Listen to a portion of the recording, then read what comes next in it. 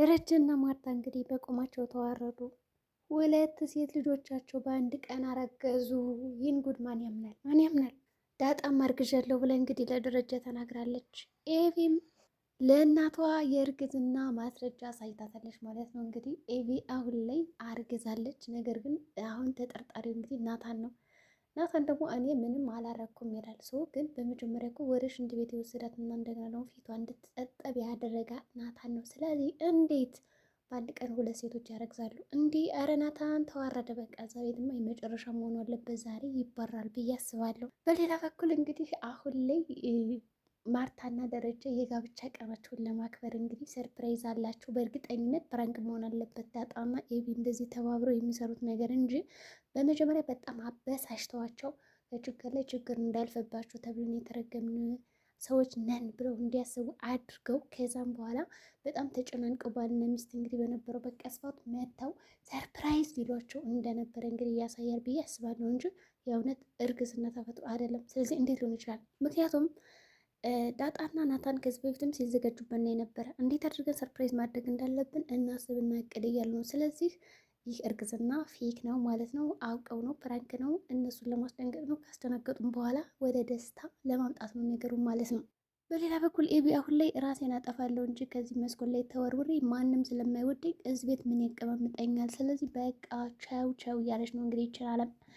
አርጆንም ደውላ እንዳትደውልልኝ ሲጀምር ወድሻለሁ አልከኝ። እሺ ከዛስ ምንድን ነው የምናደርገው እናንተ ምናምን ስትለው እንግዲህ በቃ እኔ አንቺን አግብቼ ነው መኖር የምፈልገው ሲላት እንግዲህ ኤቢ የተናገረችው ነገር በጣም ያስቅ ነበረ። ምንድን አላችሁ? ቆይ አሁን እንዴት ነው የምታስበው? እኔ እናንተ ተጋብተን አሁን ጀበና የመሰሉ ልጆች ነው ወይ የምንወልደው አለችው ማለት ነው። እንግዲህ ጀበና ማለት ያው ጥቁር ማለት ነው። ግን ጥቁር ሰዎች ስለተጋቡ ጥቁር ልጅ ይወለዳል ማለት አይደለም። እና ይሄ ነገር እንዴት ይታያል? ኤቪ እኮ በጣም የምትገርም ሰው ነች።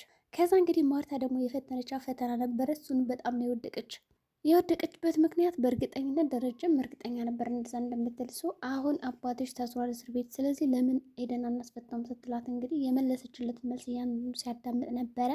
እሷም ያለችው ምንድን ነው እኔ አያገባኝም፣ በቃ ይታሰር። እኔ ማንም አላወቀም እኮ ሲጀምር። እንዴት ማን ጠቆመብን? ማን ከሰሰ? ማን ተናገረ?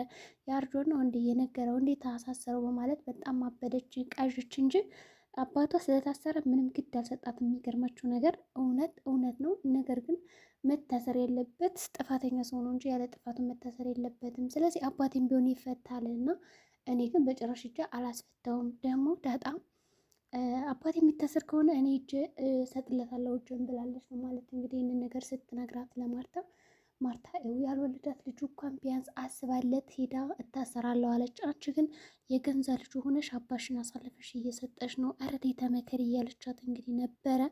ምንም ሊገባት አልቻለም። ምክንያቱም ማንም ሰው አለች ማንም ሰው ከራሱ በላይ ማንን የማይወድም ሰው እኔም ራሴን ነው የማስቀድመው። አባቴም ቢሆን አይመለከተኝም። እጁን የሚሰጥ ከሆነ ዳጣም ብትሆን እንግዲህ አሳልፋ ለፖሊስ እጇ የምትሰጥ ከሆነ አይመለከተኝም። ሰው የራሴን ህይወት ብቻ እኖራለሁ ብላ በጣም ራስ ወዳድ ነው የሆነችባቸው ማለት ነው። ምንም ዳንታ የሌላት ሰው አባቷ ከአንድ ሰዓት ታስራ ስትባል ምንም አልደነገጠችም።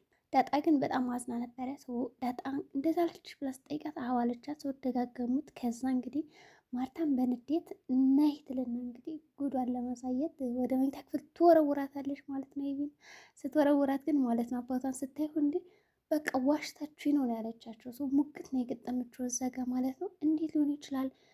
ያውቃችሁ የኔን እንድን ለማወቅ ነበረ የኔን ምስጢርን የምንለውን ነገር እያንዳንዱ ለመናገር ነው ወይስ ምንድን ነው ብላ ማሰብ ነበረባት። ግን ምንድን አለቻቸው እዛ ውስጥ ገብታ አውቃችሁን አይደል እንደዚህ ስታደርጉኝ የነበረ ስታስጨንቁኝ የነበረ አውቃችሁ እኔን ለመፈተን ነው ወይ?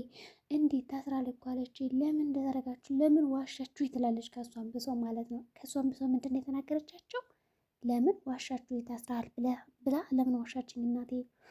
ከዛ እንግዲህ ደረጀም በቃ ቢመክራትም ቢላትም እየገባ ስላልሆነ በቃ እጅ ሰጥቻለሁ አላት። በቃ አሁን ታስሬያለሁ። የታሰርኩት ደግሞ በልጇ ነው። ግን ደግሞ በቃ እኔ እዚህ በላይ ምንም የማያደርገው ነገር የለኝም። በቃ ነገሮችን በራስሽ መንገድ መፍታት ትችያለሽ። አሁን ላይ በጣም ራስ ወዳድ ሆነሻል። ከመቼ ጀምሮ ነው ለራስሽ ማሰብ የጀመርሽው? በማለት እንግዲህ ጥሏት ነበር የወጣው ማለት ነው። ደረጀም በጣም አዝኖባት ክፉኛ። ምክንያቱም እየሰማቸው አልነበረም። ሰው ወደ ታች በጣም አዝኖ እየወረደ እያለ ድንገት ዳጣን ያያታል። ሰው ዳጣን ሲያት ግን ፊቱ እንዳለ በጣም ክስተርትር ብሎ የነበረው በደስታ ነው የታጀበ። ሰው ዳጣ ይልና ቅፍ ያደርጋታል ማለት ነው። ሰው ከዛ በቃ ውሃም ነበር ልጆችን ስትመለከተቻቸው ደስ አለው። በቃ በዛ ስትቀቅፍ ውስጥ ልጆች እናንተ ብቻ ናችሁ የሚል ይመስላል። ልጆች ማለት እናንተ ናችሁ ሶዳጣና እዋ እና ምን ትፈልጋላችሁ የሚል ጥያቄ ጠይቋቸው ማለት ነው። ሶዳጣ ግን ምንም አልፈልግም ማለች። ውሃም የተለመደ የምትፈልገውን ነገር ትጠላለች። እሺ ይላል። የሚገርመው ነገር ግን ውሃ እሺ ኤቢን የምጠይቃት እንደምትፈልገው ነገር ካለ ትላለች። ሰው ደረጃ በዛ አጋጣሚ እንድናደርገው አታስቢ፣ እኔ ለእናንተ የማመጣውን የማደርገውን ነገር ለእሷ ማድረግላታለሁ በማለት ይመልስላታል። ከዛም እሺ በማለት እንግዲህ ወደ ጉዳዩ ይገባሉ። ከገቡም በኋላ እንግዲህ ብዙ ነገሮችን ማድረግ ይፈልጋል። በቃ አቀፋቸው፣ ደስ ያላቸው፣ ወጡ፣ ተዝናኑ። እንግዲህ ዘበኛው ደግሞ በሌሊት ዳጣና ያው ናታን አግኝቷቸው ወገቡን ቅጥቅጥ አድርጎ ገደለው ብዬ ነበር የሚመሳሰውን ጅው ሲል ግን ብዙም አልመተውም ማለት ነው። ሰውን ነካ ነው ያደረገው። ከዛ ደነገጡ። ቆይ አንተ መጀመሪያ ሰው ከመማታት በፊት ማን ነው ምንድን ነው ብላ አትጠይቅም ወይ ምናምን ይላል ማለት ነው። እንግዲህ ዘበኛው ሰይጣን እኮ ራሱ ማን ነው ምንድን ነው ብሎ ሊያናገረኝ አይችልም። ሰው በምን አውቃለሁ ሰይጣን እንደሆናችሁ እያላቸው ነበረ። ዳጣ እንግዲህ ዘበኛው የሚለውን ነገር እያንዳንዱ ተረድታ ናታን ስታስረዳው ነበር።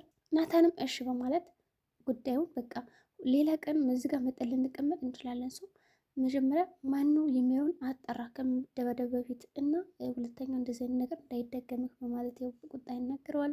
ከዛ ለዛም እንግዲህ ደስ የሚል ጊዜ እያሳለፈች ነው። ሰው ከዘበኛው ጋር ምናምን ወጣ ሲሉላት ያው ምጥንንም ውሃንም እየላከች ማለት ነው።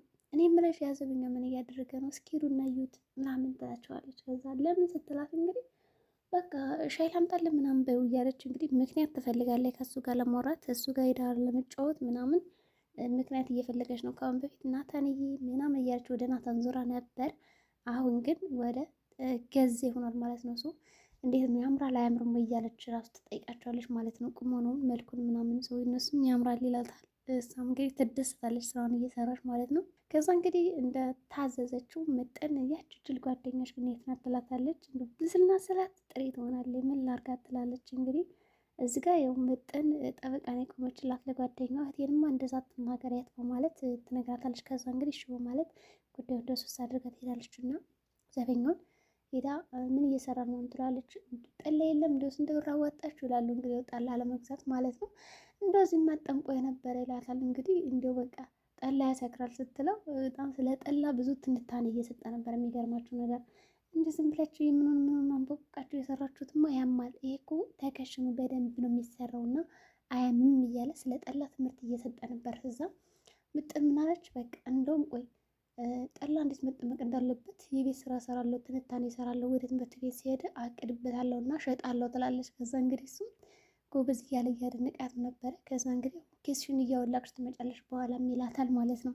ጥናት አድርግበታል ያለችው ነገር ተመችቶኛል፣ ስለጠላ ጥናት ማለት ነው መጠን። ከዛ ዘበኛውም እንግዲህ በጣም ስለጠላ ስጦ የነበረው ትንታኔ በጣም ደስ የሚል ነበረ። እንደገና እነሱም ተመችቷቸዋል። ከዛ እንግዲህ ወደ ውስጥ ሄደችና ያው አለትላታለች። ከዛ እንግዲህ ያቺ ማን ነበር ስሟ ለዛ ቤስ ምናምን እያለ ለዛን በቅኔ መሳደብ ፈለገ ማለት ነው። ከዛ ለዛ ማለት ነው ስትለው አዎ እና ደግሞ ቤስ ሲገጣጠም ለዛ ቤት ማለት ነው እያለች እንግዲህ መጠንም ጨማመረችላት። ብቻ ግን ያው ቤት ናት ይባባላሉ ማለት ነው። ሰው ተፈላልገዋል ማለት ነው። እንግዲህ ይሄ ነገር ደስ ይላል። ከዛ እንግዲህ ማርታና ደረጀ መኪና ውስጥ ቁጭ ብለው በቃ የጋብቻቸውን ጊዜ ያስታውሳሉ።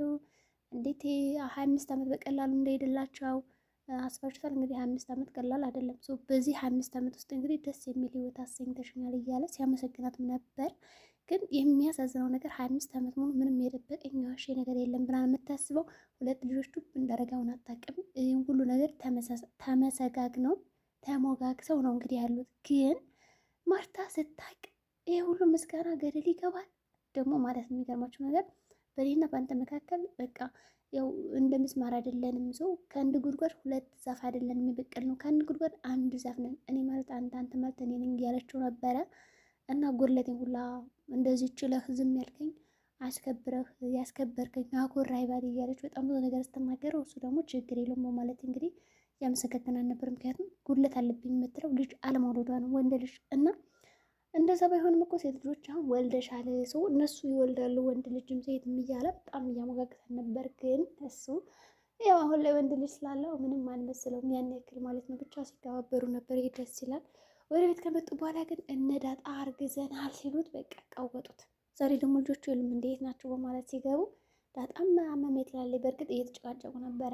ማን ያምራል ከኔና ከእሷ እየተባባሉ ዳጣ ለመምረጥ የተቸገረችበት ቦታ ስለደረሰች ነው ሆዴን አመመኝ ያለችው ብዬ አስባለሁ። እንደኔ ዳጣ በቃ ቸገራት ለመናገር። እሺ በማለት ወዲያውኑ አመመኝ ትላለች። ሽንት ቤት ትሄድና አረገዝኩ ስትለው ደረጀ ቅውጥ ያደርገዋል።